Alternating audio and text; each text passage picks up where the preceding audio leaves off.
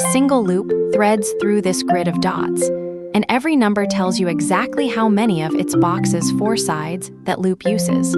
This 3 hasn't got its edges yet, so which 3 sides will the loop take?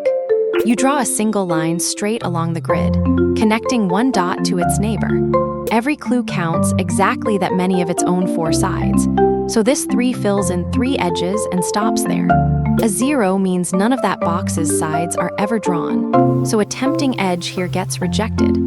Follow every clue like that, and all the lines link up into one single unbroken loop. Start low in the shape and draw one edge heading right. Drop straight down one step, and the corner you just boxed in already has its full 2 sides.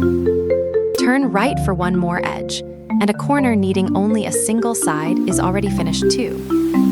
Head back up one step, and the 3-sided corner just below locks in with all 3 of its lines. Keep going right, and the corner beside it settles into its own 2 sides. Climb straight up one step along the right arm. Cut left along the top of that arm, and it locks in with all 3 of its sides. Climb up once more, and the corner above finishes its 2 sides. Draw one edge left across the very top of the shape.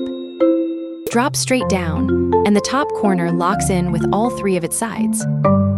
Cut left again, just above the middle, and another corner settles into its own 2 sides.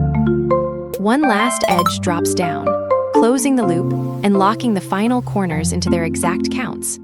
Slitherlink is more than just connecting dots.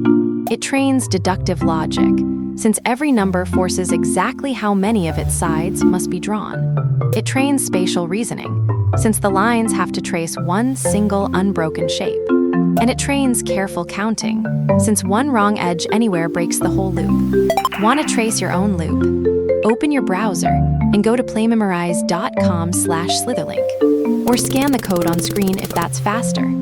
Then start drawing edges until every number locks in.